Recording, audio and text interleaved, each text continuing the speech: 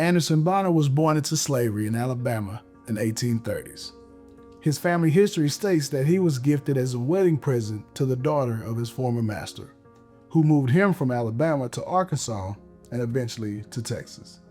Bonner arrived in Dallas around 1870 with his brother Lewis and his sister Caroline, and they worked on a farm in the White Rock Creek area. In August of 1874, Bonner purchased more than 60 acres of land, signing the deed with only an X, as he never learned to read or write. He began leasing his land and the houses on it to cotton-growing sharecroppers. With the money he earned, he bought more land and eventually amassed over 2,000 acres of land, primarily along White Rock Creek and surrounding areas in what is now known as North Dallas and Richardson. Bonner eventually passed away around 1920, but the exact details surrounding his death and the specific year vary.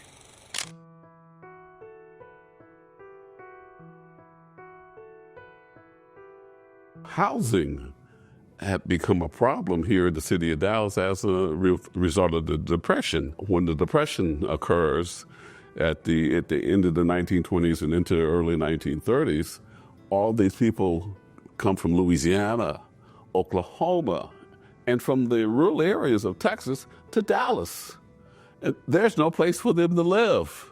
There's no housing. They don't have any housing projects for African Americans in the 1930s. So what I read in terms of the newspapers and the research that had been done during that period was that black people, in an effort to find housing, had built shanties and shacks along the Trinity River, but that there's no place for black people to live. You know, they're not building any housing. You know, we didn't have no place for the black to live because we lived out there close to Loveville, and Loveville was expanding. So we had to move, and then we moved to Southern Terrace in South Dallas. But then, you know, it's an apartment. If you got children, it's hard living in an apartment with kids because we lived upstairs, and you didn't want to let them go downstairs because you didn't know, you know the people around you. So in 1936, 1936 is a key date. Antonio Maceo Smith, Maynard Jackson, Minnie Flanagan, they organized the Progressive Voters League. Their idea was, we're going to use political power to get what we want. After they formed the Progressive Voters League in 1936, they decide that they're going to have a voter registration campaign, actually a poll tax payment campaign. They start this payment campaign in the November of 1936, and of course it runs all the way to February 1937, and they get 10,000 African Americans to actually pay the poll tax and register to vote. Prior to 1990, but I guess that's still the same today. There's no Democrats and Republicans in terms of city elections, so they have these civic groups. The Citizens Charter Association was one of them, and as you know, they sort of dominate politics all the way up until the 1970s. But in 1937, there's another one called the Fort Dallas Association. So the PVL negotiates with the Fort Dallas Association, saying, we will vote for you, but here's what we want. We want a new high school. We want housing for black people.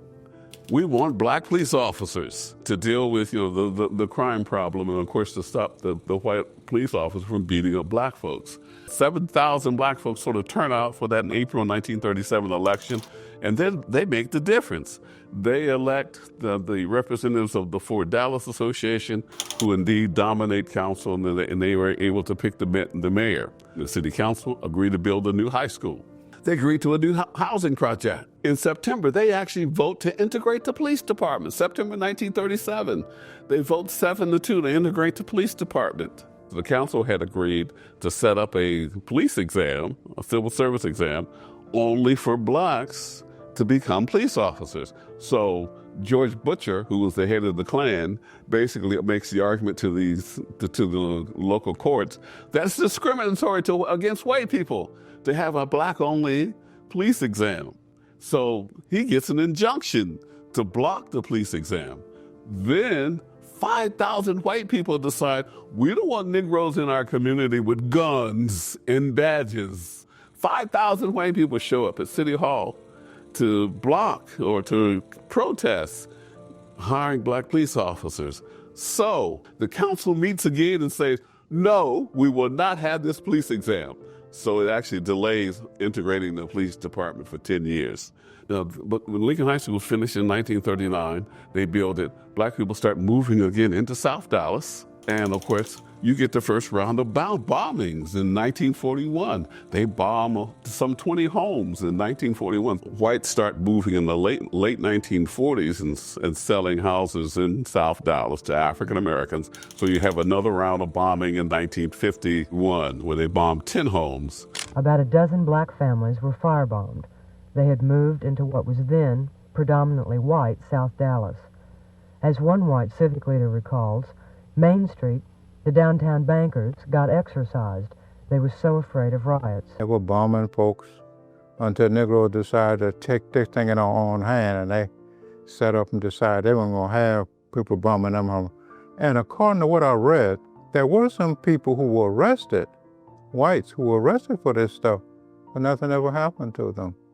A special blue-ribbon grand jury investigated but did not indict whites behind the bombings.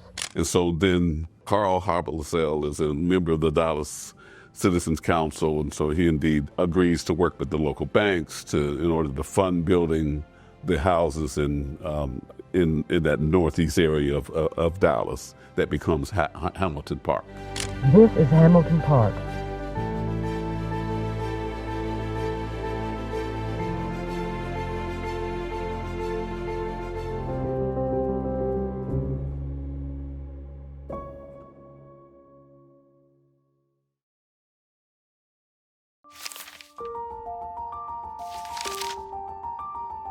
Maceo Smith and Crawford Bunkley, that was an attorney, they were assigned a task along with the Dallas Citizens Council. There was a council who was looking into finding an area, land where they could build a community. He was on the Citizens Council, and I guess they were having a lot of discussions about the Love Field expansion and how that was displacing residents in some neighborhoods over there, and really wanted to come up with a solution. They formed the Dallas Citizens Interracial Associations to kind of help figure out financially and structurally how the new neighborhood would come together. And Mr. Harbisell recognized that perhaps some of the individuals seeking mortgages wouldn't be able to qualify through a traditional lending system, so he just said, well, I'll put up the money to upfront the mortgages and buy the land. As the homes were finished, he sort of released the lien. And people ended up paying, everything was paid back. Didn't even need to put up the money. It was sort of just a cash flow interest, which was like $3,200. So he prepared to forgive all of it, but didn't have to. This is the houses that were in the Jewish community near Lincoln, where there were bombings that was going on. You had the bombings in South Dallas. You had people that were displaced in Love Field who had to come out of their houses in Elm Thicket. They had to go and stay in the barracks over there at Love Field because, at one time, Love Field was an army barracks. All these stories will lead you back to why Hamilton Park came into being. It was to meet a need. There was a housing shortage. They built a subdivision with concrete streets, curb and gutter, careful, extensive landscaping, and a good-sized park. Hamilton Park came about as a desire to do something about housing in Dallas. And when they first opened that thing, with a lot of black middle-class people who lived over there. Hamilton Park was the cream of the crop, I guess you could say, at that time. These were considered dream homes. Nice, immaculate lawns, nice frame houses with a garage or a carport. When they first built Hamilton Park, they built Hamilton Park not 747 homes. It was probably about 75%, and they thought that would probably be enough. And that's why you had Hamilton Park that was divided up as the homes that were built in front of the school and the ones that were built behind the school. And once they finished building those in front of the school, they looked at the waiting list, And it was so tremendous until it was time to see if we could stretch it out and build some more. And I'm glad they did, because that's when my parents decided that they might be able to move to Hamilton Park. But I hear when they built Hamilton Park, everybody was excited about it. And it was just something different, something that we didn't have in Dallas. We didn't have a black neighborhood. I was doing private homework. I was working for Robert A. Beer, the real estate man. Back in the day, a single woman couldn't buy a house. So Mr. Beer was a realtor, real estate. So he co-signed the house for me. One school, 3 churches, 747 brand new homes during that time. Hamilton Park was it. We used to say that was the lick. Living out there, we had everything. We had everything we wanted, everything we needed. Everybody knew each other, and you were nurtured and provided with everything a kid could ask for. The place to be was Hamilton Park because of its uniqueness and its newness and its differentness and its togetherness. And that's why a lot of people, when you talk with them, they always talk about Hamilton Park wasn't nothing but a quiet village, man.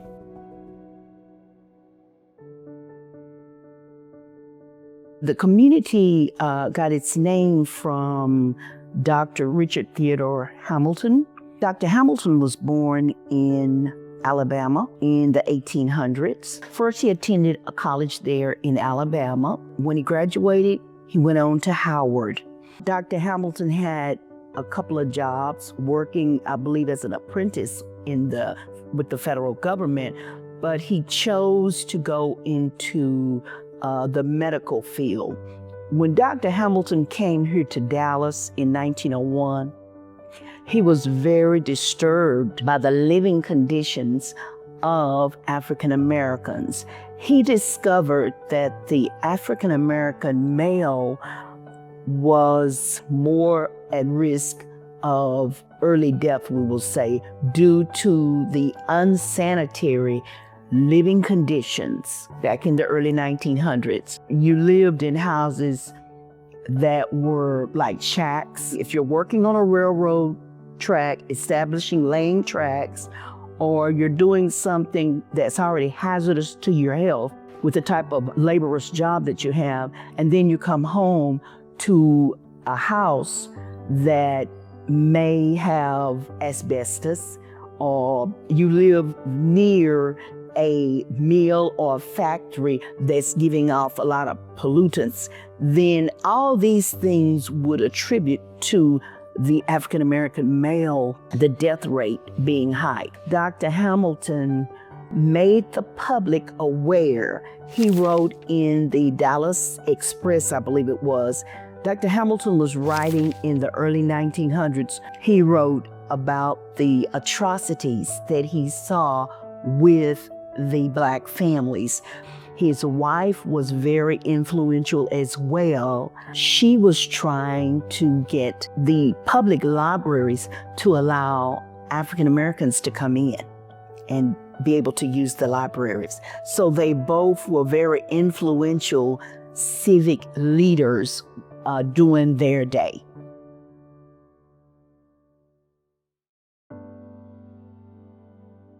You can't come into Hamilton Park without passing the church. This church was founded in 1957, only a few years after the community was developed.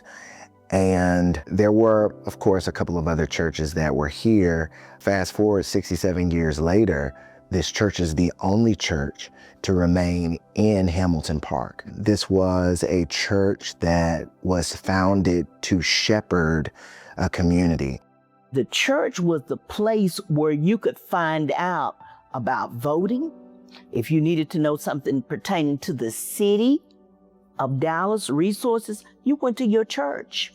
The Methodist Church was our social gathering place, and we were able to go down there, especially on the weekends. They would show movies, and we would have sock hops. It was the chance to, like I was thinking of, meet girls. It was our chance to meet the girls, and that's how you met the girls, and the girls met the boys. My mom went to West Dallas every week because we went to church out there for two solid years probably.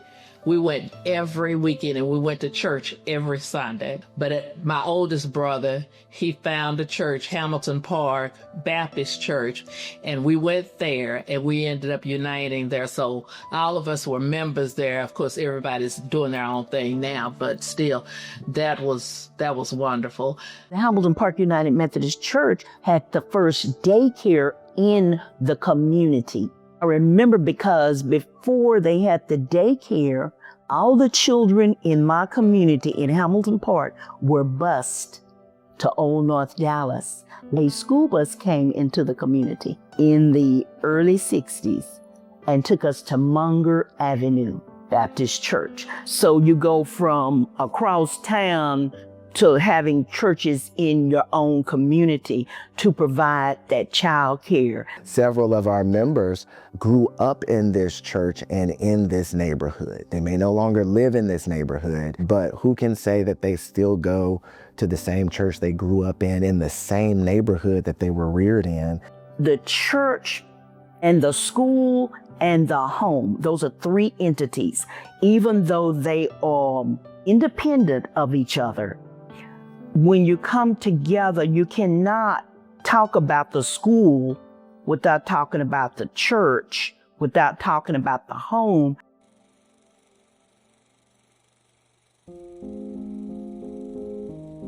The school we went to, Hamilton Park, was a neighborhood school. So the school started from 1st grade to 12th grade. At that time, the school was good. And we had some good teachers. The teachers had to live in this area, so the children knew their teachers. In fact, one of my son's teachers lived right across on the next corner from us. I mean, there was plenty extracurricular activities, and not only the athletics, but we had the band. There was a speech therapist. There we had special education. There was all type of teachings, specializations. The street I lived on, I think we had Miss Garnett. Miss Mary Garnett was a teacher down the street from us. And cataconic from me was my 5th grade teacher, Miss Essia Edmond, on the corner. We were in this big bubble, and we were protected because we had so many people looking out for us. As one of my certificates that I received from graduation, I'll never forget it. I received a certificate for perfect attendance, never tardy, never late, never missed a day of school. I was getting up in the morning with a smile on my face where I could go to school. That had never happened to me before. And it's a difference when you have people that look like you, teaching you. They wanted you to learn. The teachers cared about us, and they made sure that we did the things that we were supposed to do. They really pushed us, to excel. Voting was at the school. Not only was the voting there, but since voting was there, they took advantage and had other services because I got my polio immunizations the same time that my mother was voting.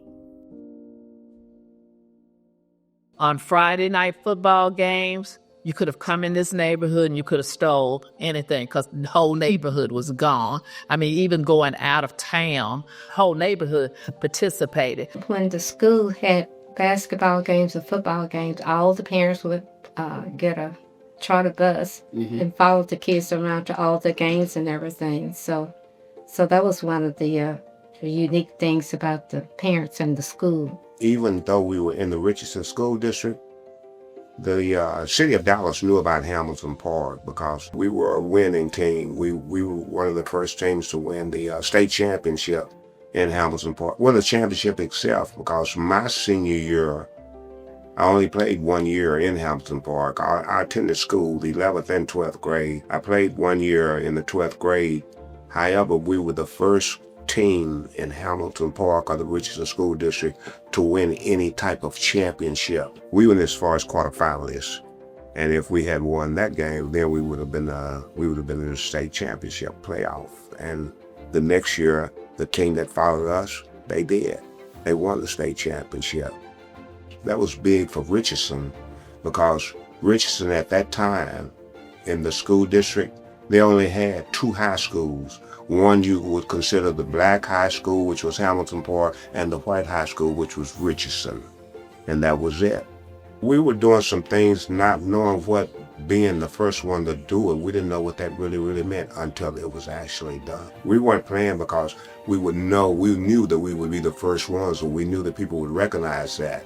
But after we did, then we recognized, that meant something. That really meant something. We didn't think it meant that much. We just thought we were having fun out there.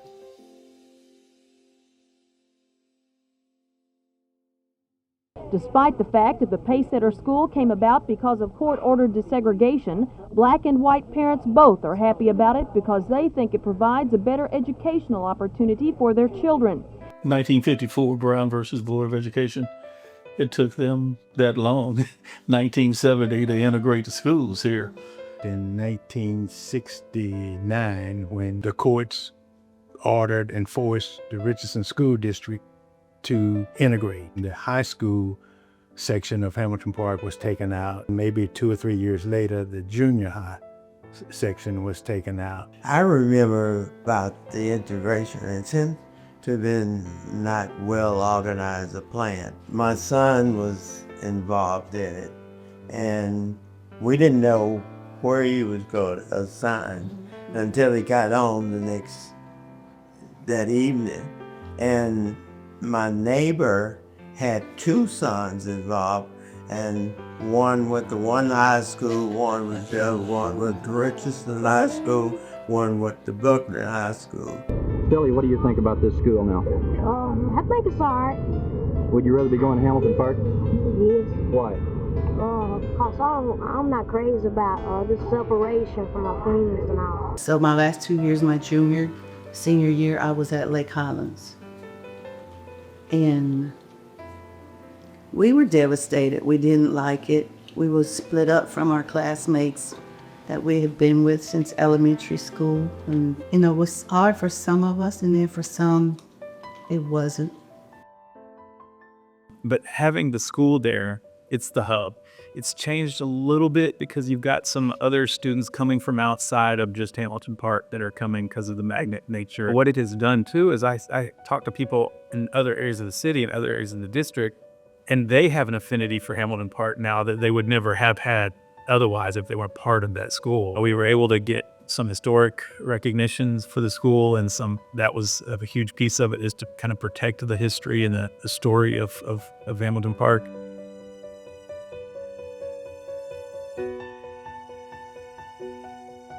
In 1955, the homeowners, not knowing what they were really getting ready to get into, they decided to call themselves an association under the name of the Hamilton Park Civic League.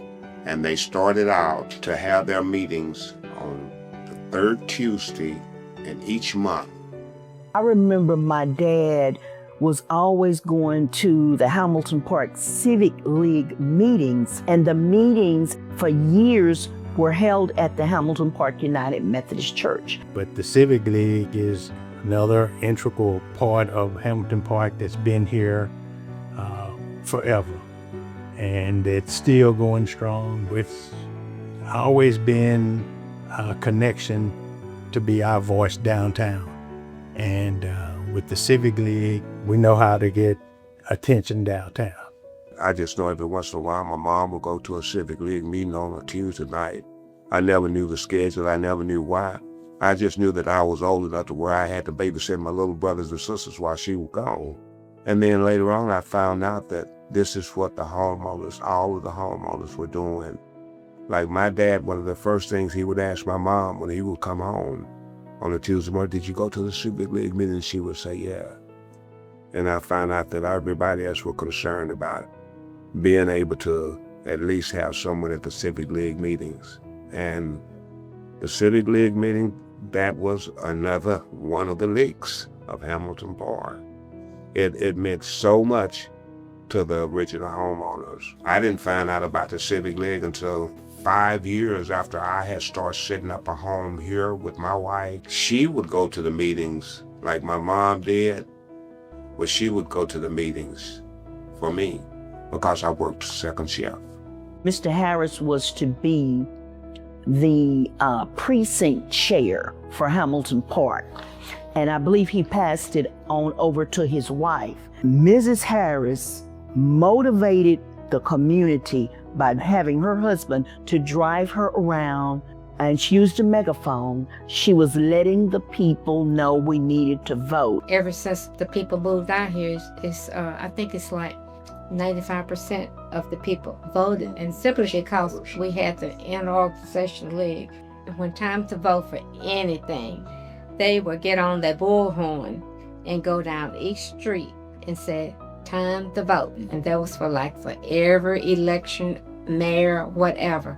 It was always like a 95% participation. Their main thing was, it's very important that you vote. It's very important. We're not going to tell you who to vote for, or what to do, and all that kind of stuff. But it's very important that you find out what's going on and then you vote. Actually, they will send out flyers so that the people who they will endorse. But of course, it's your choice to vote for whoever you want to. But they want to let the people know that it was very important that your vote counted. I had a couple of executive officers of the Civic League said, look, TJ, we noticed that you have a knack of kind of getting people to get together. Would you consider being the president of Hamilton Park? And of course I said, no, I don't have time, because first of all, you guys meet on Tuesday nights. On Tuesday nights, I'm trying to make a living. I'm working for General Motors now, and that was my shift.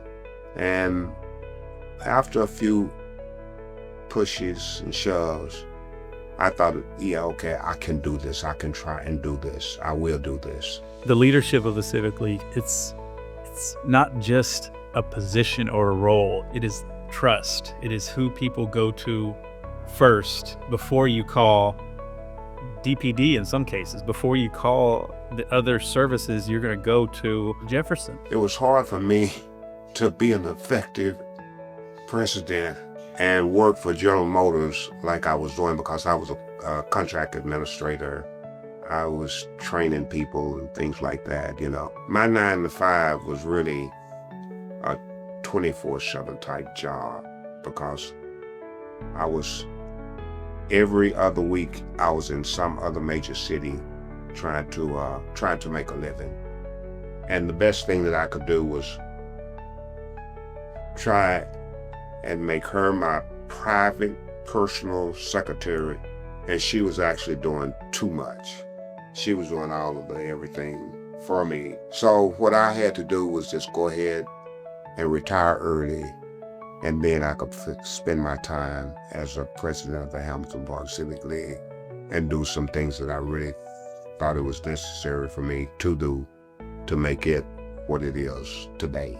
If we had some concerns or some complaints, you would have to go from Hamilton Park down to City Hall, and hopefully someone might be able to put you on the agenda that you might be able to let them know your concerns about your community, regardless of what your concerns were. We had people that would actually do that. And when I say people, I should be specific and say we had women that would do that. Because the men, they were of course going to work their regular 9 to 5s. And so we had women that would go out to City Hall and let the city of Dallas know that our kids need this, our kids need that. In other words, we needed a park. We needed some courts for recreation. We needed tennis courts. We needed a swimming pool. We needed. And they wanted them to know that, look, we will be here to complain about it until we get some things to happen. And those things, they happen. We grew up with a swimming pool in Hamilton Park on the park. We grew up with tennis courts on the park in Hamilton Park. We grew up with basketball courts in Hamilton Park on the park. And one lady in particular by the name of Willoughby Johnson, she was there almost every day. She didn't drive. How she got there, I don't know. Willoughby Johnson was born in 1913 in Greenville, Texas, and grew up in Kaufman, Texas, in a sharecropping family with 12 siblings. She attended elementary school in Rand and Kaufman, Texas, before moving to Dallas and attending Booker T. Washington. Johnson moved to Hamilton Park on March 8, 1956. While in Hamilton Park, Johnson became involved in several youth and advocacy-related associations such as the Fritz Park Advisory Committee and the Hamilton Park Civic League, to name a few. Johnson relentlessly petitioned the city of Dallas to construct a recreation center in Hamilton Park. Her son and I, we were pretty tight. And he said, man, my dad had to get up early to take her downtown some kind of way, and hopefully someone will be able to pick her up and take her home some type of way.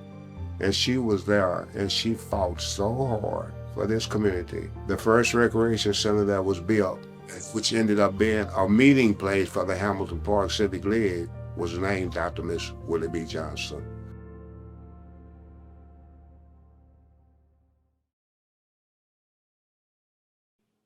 I had no idea what I was getting into, but it was the best thing that could have happened for the Hamilton Park Civic League when I became involved with the Dallas Leadership Foundation, and especially a guy by the name of Willie McCall. Dallas Leadership Foundation is committed to transforming Dallas into a city of hope for all its people, a place where God is glorified. About 20 years ago, maybe a little more, I was asked to attend a Civic League meeting. They saw some of the work that we have done in other parts of the city. And I believe Miss Paulette, a little lady, she was the president before Thomas Jefferson. And they had me come to their Civic League meetings, and they vetted me. It was a wonderful experience because they had me come to the meetings, sit and listen for a little over a year. And they vetted me. After that, they started asking me to do work with them. He took me and he said, look, I know about Hamilton Park. He said, I'm familiar with it, I've heard about it, and blah, blah, blah. He said, now, this is what I want you to realize. If you ever need anything in particular, come sit down and have a talk with me, and we'll see if we can work this thing, get it worked out that you guys might need. I was privileged just to see the great work that had already been done and the phenomenal history going back to the 50s. We had an opportunity to start with just making housing better. The residents in the neighborhood were beginning to get a little older when we first started. It was a little harder to take care of their homes. They had the pride, they had the care for the community, but they just didn't have the energy or some of the resource needed to make their neighborhood look better. So we've painted well over 200 homes throughout that community and done several lawns and gardens in that community. They were able to say, and you know what? We're trying to see if we can improve on some of the homes out there that might need some work done. Maybe some homes may need painting, some homes may need, the siding may need washing, flower beds may need cultivated. It was things like that that I hadn't given a thought until I ran into Mr. McCall, and he said, tell me what you need and we'll see what we can do. Then we moved to leadership development and working with their current leaders. Now, again, they had great systems. That being said, we still were able to enhance some of their leadership, helping leaders connect to other needs. From the work days, from fixing up the homes, for helping seniors have bathrooms that are accessible, wheelchair accessible, and making their homes safer. A lot of the older people out here have really and truly benefit from that organization. And that's not really necessarily the older people themselves. It could be that it's not a two leadership home now, you know, like the husband and the wife. Somebody's gone, and where he was doing this or she was doing that, now who's gonna do that part? Who's gonna take up the slack? Dallas Leadership came in and took up the slack, Jack. I still have people right now that'll call me and say, hey, you remember those baskets, man, that leadership used to, you got Dallas Leadership to pass out? Where were they getting those baskets from? I said, I don't know. All I did was call them and say, look, I need 35 baskets. And they'd end up with 35 fruit baskets, man. We help support the work that Mr. Jefferson led and the Civic League led, but we just help fund fruit baskets, just bereavement baskets at the end of the year. And they would do 50, 60, 70 of those every year for the families that lost loved ones. And I'm taking them around, giving them to 35 people. And I had a specific that those 35, at least the first 35, was gonna be someone that lost someone in their family. And it's just so many things that they were doing, and I was involved in it, but it was what they would do was just tell me, tell us what you need. Just tell us what you need, TJ. I said, okay. We know this is not just about painting houses. It's about Christ coming into a community. It's about leaders who have a Christian vision in community, transforming the community. You've got a homeowner that last year or 2 years ago, her husband was still living. And when Christmas came around, they didn't have a problem with trying to go out and buy the kids or grandkids or neighbors. But this time around, now that he's gone, what am I gonna do? This is what she's asking me. And I said, I don't know. Let me call Will. He said, tell him to come down. Tell him to bring $5. They could give those gifts away, but they wanted them to show ownership, that they were buying the gifts for their family members, and they were able to go Christmas shopping. You can't beat that. You can't beat that.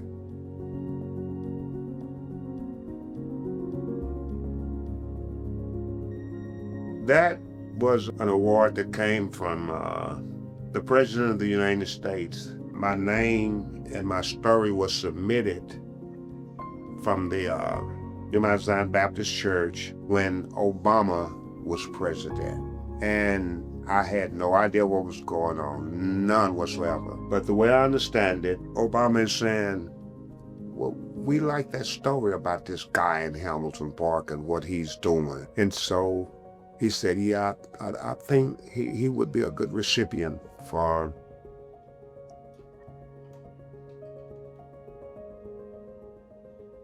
this presidential award. And I can't say that much about it because I didn't know what was going on when this happened, that I received an award from the President of the United States, this Lifetime Achievement Award for what you are doing in Hamilton Park and for Hamilton Park. But I wanted to include so many other people. I wanted to include a guy by the name of Charles Smith, who was like my mentor.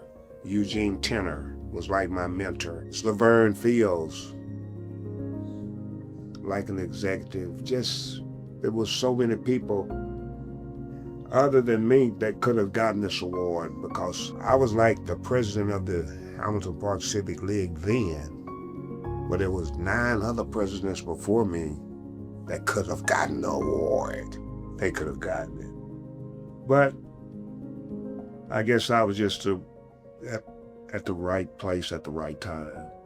If everybody led more like he did, with a compassion, a consistency, a genuine care, a dedication to the people, if everybody led like that, our world would be a better place. He's a product of that neighborhood, of that community, so he has long-standing history. But it isn't just having long-standing history, it's having a heart for the people and a concern about keeping the history, keeping the essence of what makes and what made Hamilton Park such a special place. He just led the charge to ensure, along with a lot of others in that community, but he led the charge to ensure that the ethos of that phenomenal neighborhood did not get lost. So a number of people tried to give me credit, and I try to tell a number of people, don't give me all of the credit. Just give me maybe 50% of the credit and give her 75% of the credit, and then it'll work. That's what made it work. Thank you, Mary. Okay. That was so sweet. The triangle effect of home, school, and the church. The results are evident, today because of, all of the success stories that have come out of Hamilton Park. So, I think that is very instrumental in, being in the result of a well-planned neighborhood because everything was provided. The parents, I remember when every Friday night guy came around on Friday evenings, they were going to get together at someone's house. They were going to play cards, they were going to play dominoes, and we were going to act like little kids and get in trouble and try to steal a beer every now and then, if you know what I mean. We had it going on out here. Pretty much everybody came to our house. This is one of the houses that everybody gravitated to because there was so many of us. They knew they could come here and they could get a meal anytime they wanted to. One guy I was talking to not long ago, he was like, well, I knew on Wednesday your mother was fixing chicken fried steak.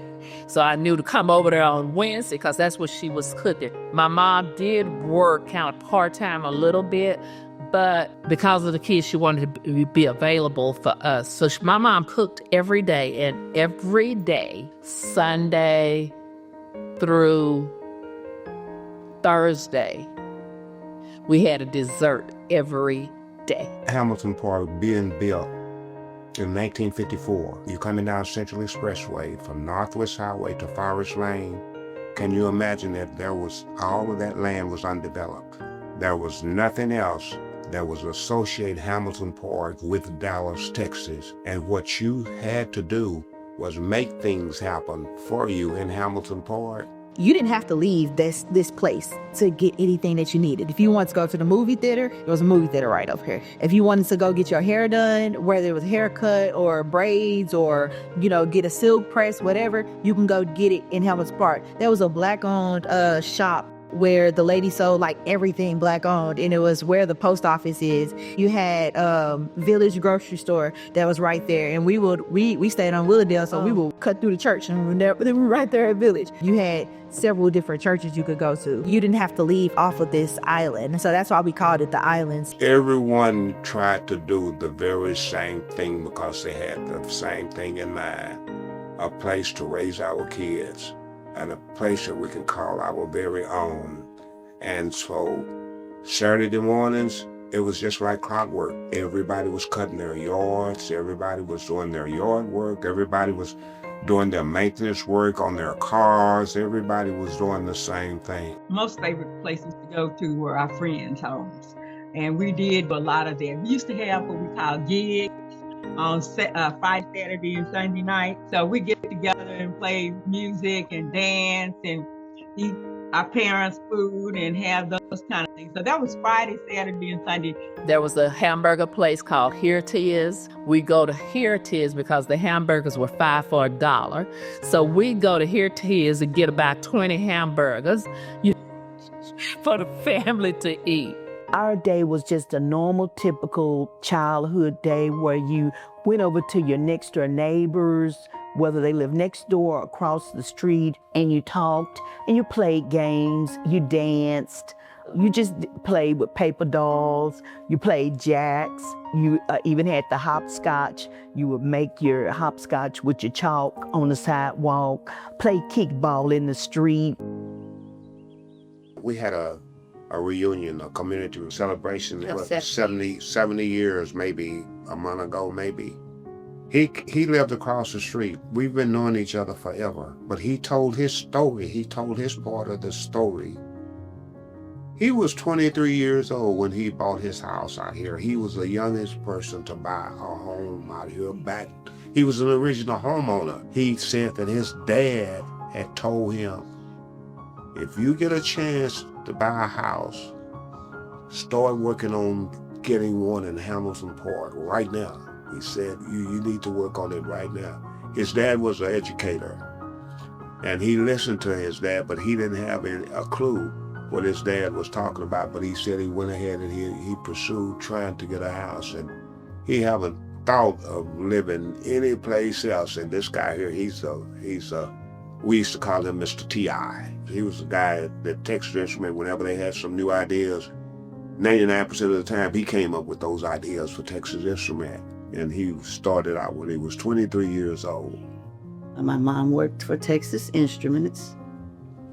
And I don't know if you know of who he is, but she purchased her house from the parents of Don Payton on Hoblazell.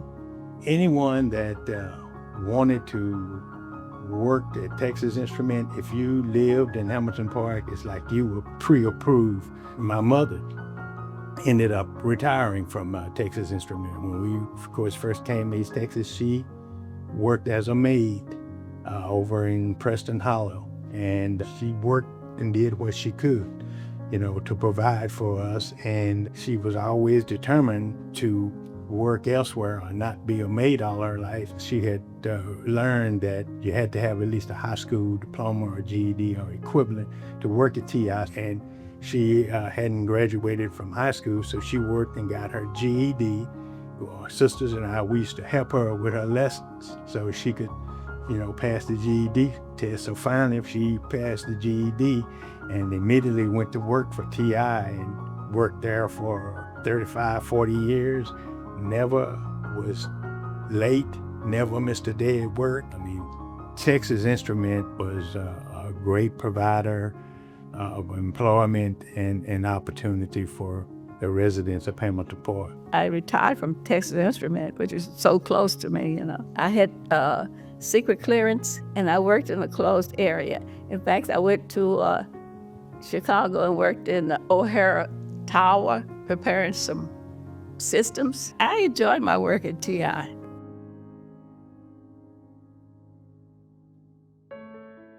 I don't know what our Black communities would be like without our Black businesses, our churches, our schools, our funeral homes. Had it not been for them, a lot of our people wouldn't even have life insurance. We had a service station right there on the corner. When you go out, we had a service station there.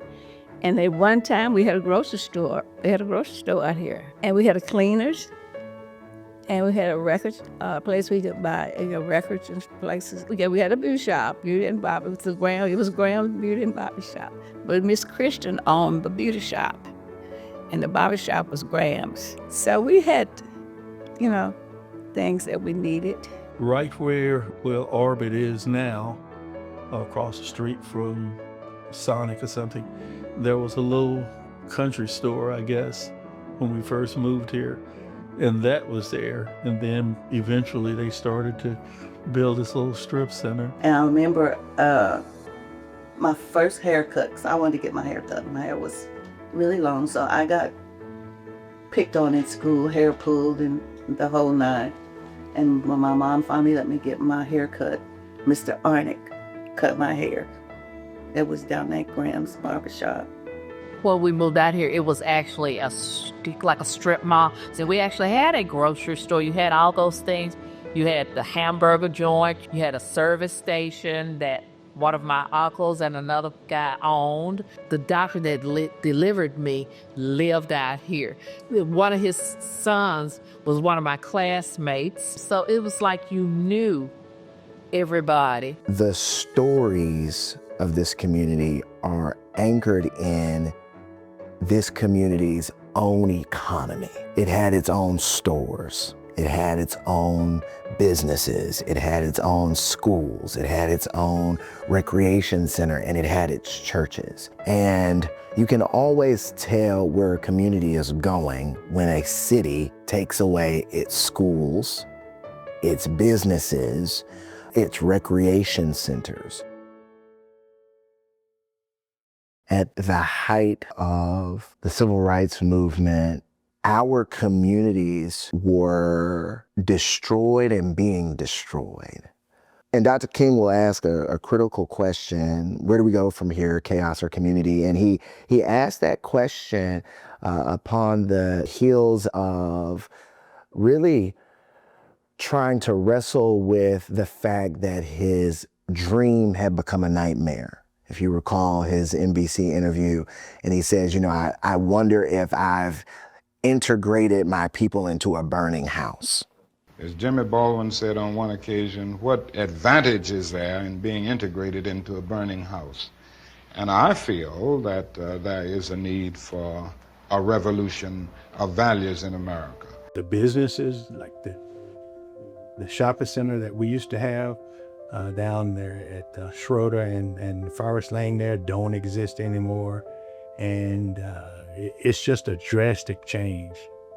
Why would you not have businesses in this area, right? Like there's so many people that have unique abilities and a lot of people that have started the businesses, you know, the business is now elsewhere, but still here or vice versa. And so, I just was talking with the regional chamber last week, and I think 6 of the largest corporation relocations in the entire country have all come to Dallas over the last just couple of years. What if part of relocating to Dallas was a very intentional reach out to some of the small businesses in areas like Hamilton Park to encourage, you know, the innovation that is here in the community, but that you can have it here too, you don't have to take it somewhere else.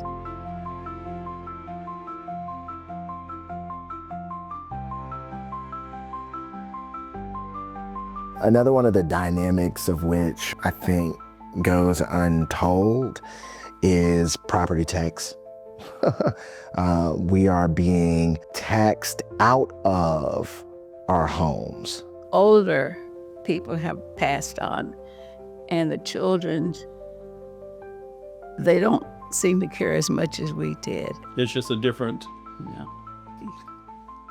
group of people who are coming, and they don't have the sense of pride that the original Hamilton Park homeowners had. I mean, it was manicured lawns throughout the community.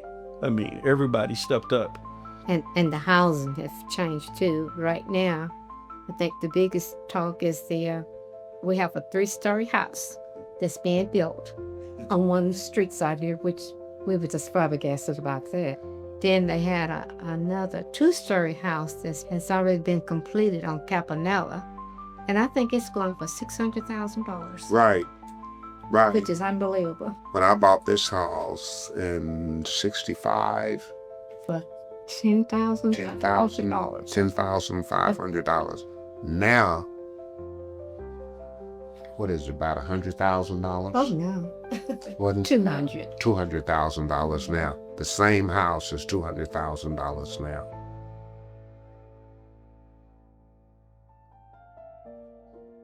There's a lot more renters in the neighborhood, and I feel like there's a disconnect between the renters and like original home members. I feel like there's a disconnect in understanding what this neighborhood actually is, which is why I feel like I want this neighborhood to be known as a historical neighborhood, because I think it would make them realize that they need to be a lot more mindful about how they take care of the neighborhood and how they leave the neighborhood. The fabric of Hamilton Park has changed drastically. You know, of course, when I was growing up, it was a pride for a family to want to live in Hamilton Park and to own a house, to own a property. It's a high percentage of rental properties now.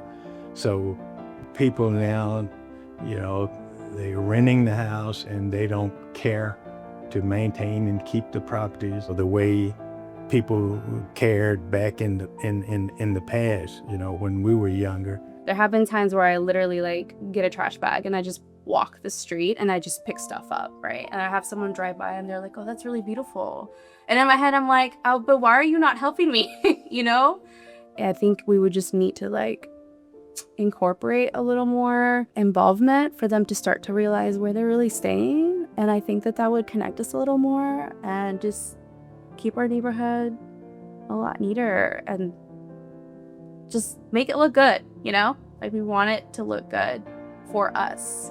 Well, most of it started with individuals that had left the community, and then people came in to rent, and the renters didn't have the same affection and affinity towards the community and didn't engage in the community and used it almost as a spot where I'm here temporarily. And people that had lived here forever and ever and took care of their community, took care of their yard. Like I would come into Hamilton Park and I could look down the street and I could see who were the renters, because the people that hadn't been here forever weren't taking care of the property. Well, then you had other people bringing in, you know, some of it was drugs, some of it was illegal businesses, and look, our neighbors that have lived here forever aren't going to stand for it. And so they're mad.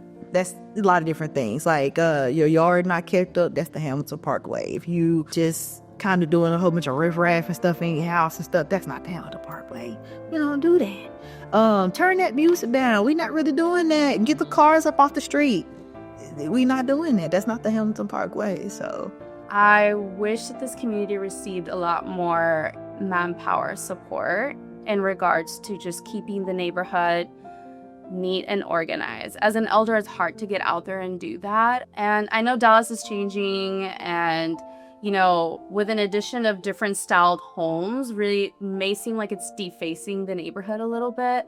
But I feel like if there was more upkeep for the neighborhood in itself, and if we actually took care of the structures and supported with taking care of the structures, I think that we would see beauty in like the older fashioned country styled homes. And I think it would give the neighborhood more pride as well. These issues have been happening, and I feel like we get a lot of public representative support, and their faces come in during voting season, and they're here, and how can we help you? And in regards to the historical neighborhood part, that takes a lot of work. And I know that that was mentioned in a former meeting, I believe, that we had. And one of the reps from the city was like, yeah, we can totally start that. And one of my questions, because I already know how this course goes, I've seen this try to happen in the Oak Cliff area, where they try to keep it a historical neighborhood to prevent defacing who they are. And I remember the Dallas representative saying like, yeah, we can start that process. And I, came in as devil's advocate, and I'm just like, how long does that process take? Because yes, you're saying that we can do this, but can you be honest about the process? Because it takes a lot of work, and it's not just an application that you can sign. It's continuous signatures, it's being part of meetings, and it takes a while creating this as a historical neighborhood. That takes a lot of time. And when you're a working class citizen, or when you're an elder dealing with like health issues, when do we find the time to do that? So who's actually here to support us? I would really like that. I really like more support for them. Yes, mowing lawns, taking care of like just in general the look, right, of the neighborhood.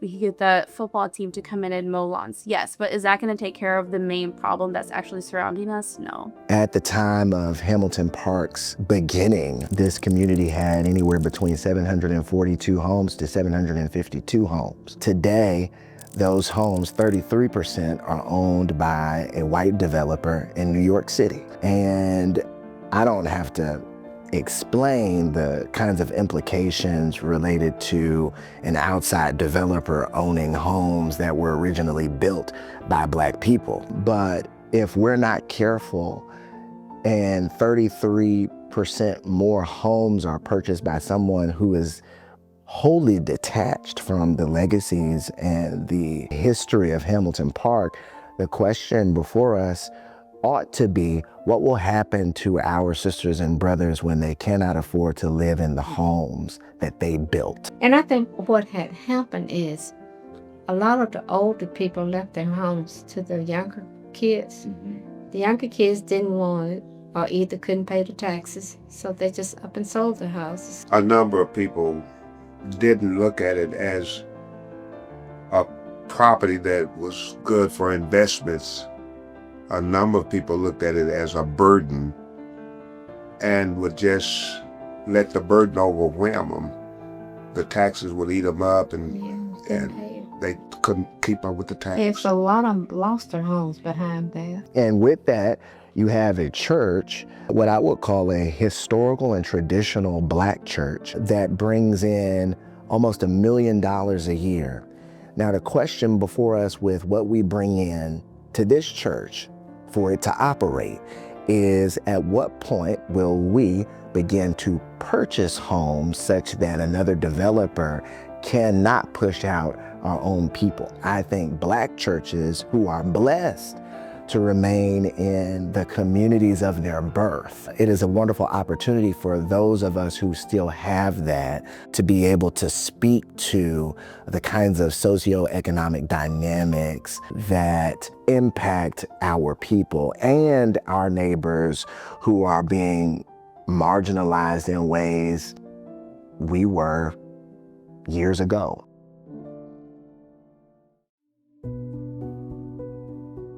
'75 and Fourth used to be probably the number one homeless, panhandling, and outdoor tent problem area in the city. And, you know, the stories I got from the community here, I mean, you don't have any business trying to drive out of your street, really, and having people, you know, exposing themselves and doing whatever on the street. And I don't have words, and I can't really explain how difficult it was for me and the council member on the other side at District 11 to just get the resources to not let that be what our kids are seeing when they drive out down the road. We have a lot of people who don't have homes as well, who are, you know, finding shelter in a lot of these like areas, like by the river and the forest. It's just a city issue that starts to affect the neighborhood too. We adopted the homeless shelter off the street. And the mature adults, I made hats, and I had some of my white friends that I do the hats with because I do them for the Supermobile also. Well, we did hats, and we did socks and gloves and all of this different stuff, and we went and delivered it to the homeless ourselves. And to me, that was one of the best experiences that I had gone to, because we had gone and fed them before, but just to see the look on their face when we walked in with all of this for them.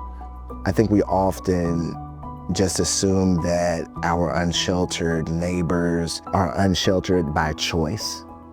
I think we also assume that the unsheltered are drug addicted. A good majority of those that we have encountered are differently abled in mind. And so to have meaningful access to those kinds of resources are important. It feels as if there is a wall around us that doesn't allow us to shine as bright as we could. And I think that that's what upsets me as a homeowner, not because of property value or anything like that, but it's just, it feels like we almost have to scream to be noticed. And it almost feels like no one's listening because we've been mentioning a lot of these issues to our public representatives. It's all about respect. And when you have people that are trying to look at sort of the traditional mindset of where things are good and where they are not in Dallas, we don't fit that. You know, this is a very loyal, respectful, great neighborhood that still has needs. That what then empowers a group like the Civic League, because a lot of times it took combining people together to get their voice heard at all. You'd think, as the council member here, experiencing some of these things, recognizing it, getting folks together, now it's my job to go be heard and represent folks at the bigger city where the resources were. And I felt like I was screaming down a hallway sometimes. You know, I'm just saying, no, this is a problem. And you have people looking at me like, no, you don't understand. And I'm like, come here. New Year's Eve in Hamilton Park would go off the rails because we wouldn't have the resources that the city would dedicate specifically or mostly around public safety, or maybe it's law enforcement and on those kind of events where you have people just wanting to go out and fire off crack fireworks and shoot guns and whatever else.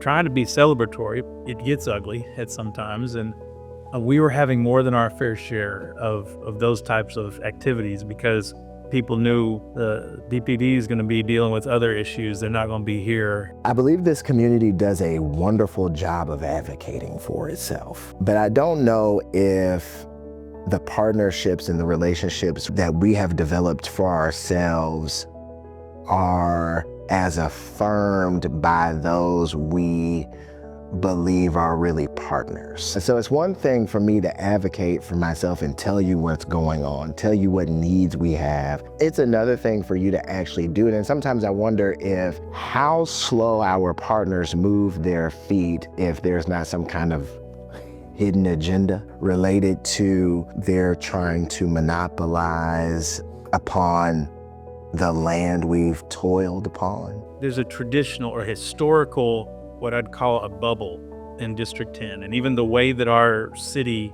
was designed and the way the districts were gerrymandered and kind of pulled out, District 10 was always called Lake Highlands. If you look and you drew the circle where all the votes primarily came from, there was this one kind of circle in Lake Highlands. And if you looked at that place is very well taken care of. And so people look up at Northeast Dallas and they think, oh, Lake Highlands, oh, that's, they're doing great. They don't have the same needs we have all over the rest of the community. When I said District 10, I never once said Lake Highlands. I said Lake Highlands and Hamilton Park. And we had a lot of discussions with the community here in Hamilton Park on, do you want to even be part of Lake Highlands? Or a lot of folks feed into the same school, the same high school, so there's that tie-in. But I wanted to honor what the community wanted, and they said, yeah, we're part of the whole. And so two things were missing from at least District 10 is a lot of people viewed that the border was 635. So there's a whole area that's outside of 635 that's still city of Dallas that was excluded kind of mentally and as it relates to resources. You have areas like Forest and Odelia that have been neglected forever and ever. And then you have Hamilton Park that, that's a nice community. They're, doing pretty good, but don't have the same issues that we have elsewhere in the city, and it's just false. Hamilton Park is often overlooked because it is in the same zip code of white affluence. And so to be lumped up in that kind of identity, we're often forgotten, and that's probably by design, but forgotten because it appears that everything is as it should be. But as long as we have the unsheltered who encamp themselves on the banks of a creek that connects this community from one white extreme to the other, we must reimagine Black economy, Black health, Black education, Black wealth. And when I say Blackness, let me also say this, Blackness is an experience as well, open to everybody. And so when I say Black economy, I also mean brown economy. Because those are our siblings as well in this neighborhood. And so who we have become, we ought to preserve. And who we have been, we ought to celebrate. And I think that that's where the outreach comes, right? Where we're asking, like, hey, these are the problems that we need. This is our city too. Like, you're supposed to support us. I'm paying taxes so that we can, get some of these funds in our communities. I'm preaching to a choir here in my community meetings, but am I actually being heard, or is it just them being nice and saying, yes, we're here to support you?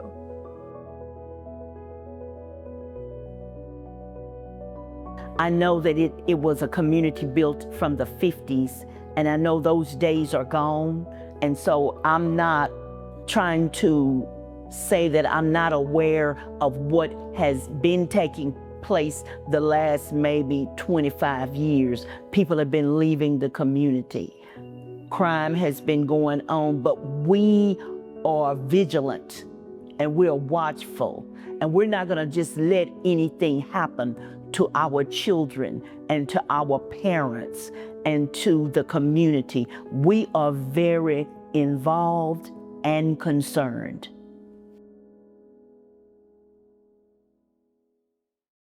I was at church with my uncle, with her brother, in Houston, and the Women's Day pastor at the time, Carrie Day, she spoke about Salome, and she told about the story in the Bible, and literally it came to me like, this is what I'm about to do. I'm about to make this nonprofit. And so I called Thomas on the way drive back from Houston, and I said, we have to do this, and I'm gonna call it Salome. And he said, all right, I'm rock and roll with you if that's what you want to do. In 2018, my cousin Thomas and I, who's Thomas 4, we came up with the Salome Foundation. And so Salome in the Bible, she's like a righteous woman. She was a person who brought like the spices and stuff to God, to Jesus. And so the way that the Bible speaks about her is just that she was just like this powerful, like righteous woman that was giving back. I always thought that we had more family than we actually did. I mean, it was 8 of them, but I thought it was like 16 because there was so many people just in and out of the house coming here. Some of the pastors and college students that were at the church, they would come through this house and they would get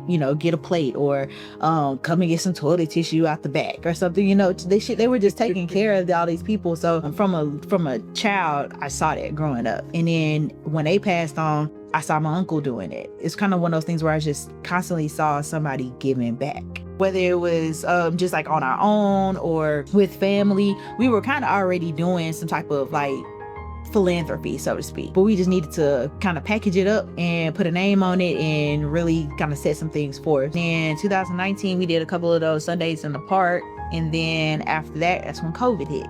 And so we were really trying to wrap this thing on up because we were like, the world's gonna end. Everybody's sick and they not letting us go outside. And so we were like, okay, this is probably the end of the Salome Foundation. But then we were at the church. Well, it's actually her.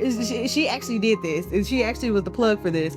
So the church is supposed to do like a food pantry or something, like a food giveaway.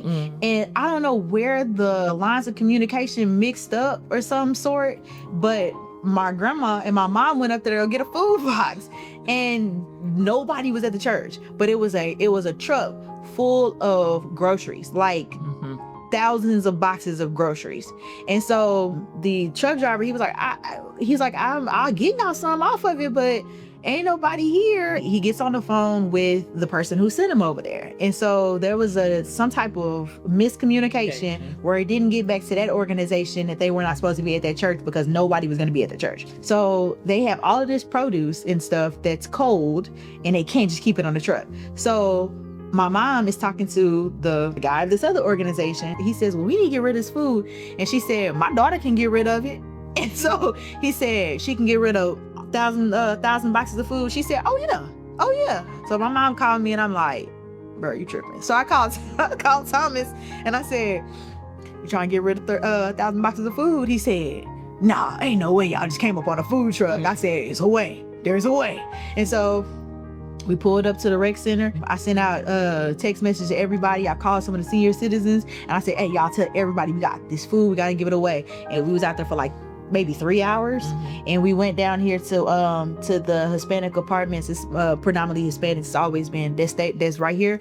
And I called one of my homeboys to stay there, Ron Ferry. I was in the kindergarten with him. I called him. I said, hey, Ron Ferry, we got this food. I need you to tell all the Hispanics over there, come up. And they did. Everybody pulled up. We got rid of that food in 3 hours. And so that led to the person that was part of that organization, Dr. Prescott at Services of Hope, him saying, can you do this weekly? And I said, yeah, duh. We did about maybe 400, 600 boxes every week for a year and a half. COVID was the biggest like tragedy, honestly, for the United States, but it was Salome's biggest blessing. Because of that, we were able to like get popularity and get our name out there. And then so many other partner organizations want to work with us because we're that organization that's able to drop 1,000 boxes of food and we gonna get rid of them in 3 hours. Established organizations were asking me, how are you doing what you're doing? Like, how are you able to do that? So I told one organization, I'm gonna be honest with you, I was like, you don't look like me. I was like, you go into these Black neighborhoods, these Hispanic neighborhoods, and as a white woman, you're giving food away to these people. They don't want that from you. You look like you doing charity. Whereas me, I can pull up with all these boxes and we got lines wrapped around the neighborhood, literally. Like lines were wrapped around, cars wrapped around the neighborhood because it didn't seem like charity. It's just Taylor, my little niece, is giving me a box, versus this white lady who we don't know who just coming out here to give us a box of food, take a picture. It wasn't like that with us. So they trusted us. Excuse me, but not only that, the people out here are particular about what who they get, who they get it from, and what it is. You just can't come here and just bring some junk and think they're gonna accept it. No. It just kind of came full circle because like my great-grandparents, they were giving out food and stuff. And then where we thought that was going to be the end of us, it ended up being something that helped us grow Salome bigger.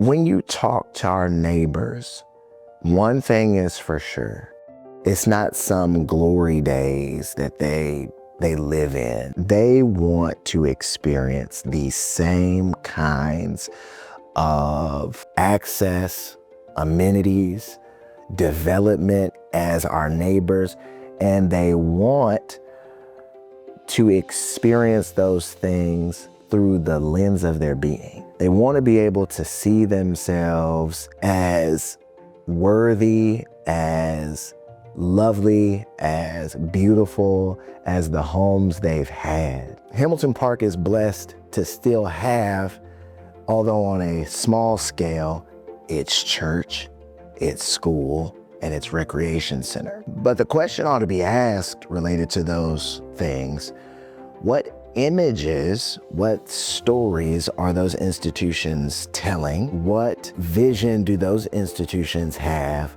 for the preservation of this community? So for me, the beloved community must be rooted in a kind of robust economy where we are able not just to afford our homes, but to experience the same kinds of amenities other communities have without it being some kind of handout, without it being some kind of afterthought, but an intentional investment in the community where its citizens are able to enjoy the same kinds of amenities a Preston Hollow or a Lake Highlands has. So for me, that beloved community looks like a place where my identity is celebrated.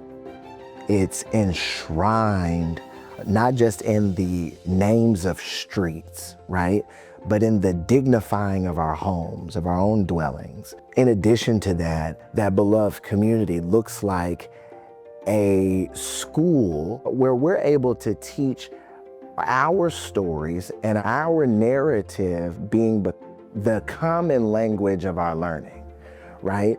Where children are able to see themselves not just in the curriculum, but in the walls of that school. Where a recreation center is more than just a basketball court. Where our green spaces are more than just a sidewalk or a trail that connects us from one white extreme to another. Beloved community for me is an intentional investment where human thriving is not a possibility, but it's a requirement.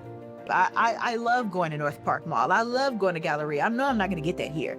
And I'm fine with that. I don't think I want something like that over here. But I want to be able to grocery shop here and not have to go across town to go to Central Market. I want all of these spaces back to how it was when I was a kid. So I don't have to leave the island if I don't love to. If I'm leaving the island, it's because I wanted to leave the island, not because I had to leave the island. Our story is not too far off from everybody else in this neighborhood as far as like their experiences and stuff, and just having that legacy and that lineage just continuing to go. Just in our these surrounding houses, somebody that's related to somebody that originally owned the house still lived there. This is a prime location. We have really good resources here in regards to where we're located. I can get to Plano 15 minutes. I can get to Irving 15 minutes, right? I can get to downtown Dallas 15-20 minutes, but we're right here. We're located in a very prime location, and investors know that. But do our neighbors know that? Do the people that live here know that? Especially when it comes to selling homes, it's like, no, you need to know the value of this location, because they know that, but do you? And I think that that's where, making it beautiful for you, right? Speaking about this for you, realizing that you're standing on land that took a lot of work to purchase. My hope is that Hamilton Park of the Church is that place where the legacy of this church and community is being preserved. To make this the living, breathing organism of Hamilton Park. Now, a lot of us, we get off into the outreach and evangelism. Evangelism for me is being who we say we are on paper. Let your light so shine so that men might follow and glorify. That's evangelism for me. Not me telling you, but me showing you. My hope is that we are able to maximize our social impact. My hope is that this church, as it's being strengthened in number, that it truly re-immerses itself in the fabric of being that is Hamilton Park. We don't need you to come here every Sunday for you to know that we love you, that you're our neighbor and we exist because you exist, period. There is no Hamilton Park Church without this community. It warranted this church's founding, and we're the only ones here. This community is a little bit different than the rest of the communities across our city. And this is coming from someone. I've been involved with this city for over 20 years now. I have been to neighborhood meetings in every single stretch of the city, crime watch meetings, homeowner association meeting, whatever the group was. There's a different community spirit here in Hamilton Park. I just still really enjoy coming out here because it's a feeling I can't really explain, but it's just a family. And I'm just so grateful too for the parents that I had that brought us to this neighborhood. There's families coming in here, you know, there's growth, there's interest in the neighborhood. And I think in addition to involving them with what this neighborhood really is, will really like strengthen what we are as a community. Who gets to say that they live in a historical neighborhood? Not a lot of people do. And this carries a lot, and it needs to be shared. But they were all wanting a dream, and that dream was home ownership in a nice community. And Hamilton Park just happened to be created at the right time, for the right cause, for the right people. It was a close-knit, it was like a big family, one big family. I've lived all over the United States. I've lived in some of the nicest places ever, some of the gated communities and everything, but the safest I ever felt was in Hamilton Park. I just feel like Hamilton Park is a good place to be, and we try to be as welcoming as we can to everybody that comes through. I don't want the city to ever think that we don't care about where we're from. I take pride when I say that I'm from Hamilton Park.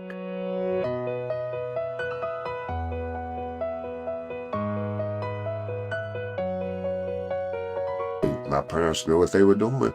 They knew exactly what this was all about, and I didn't have a clue.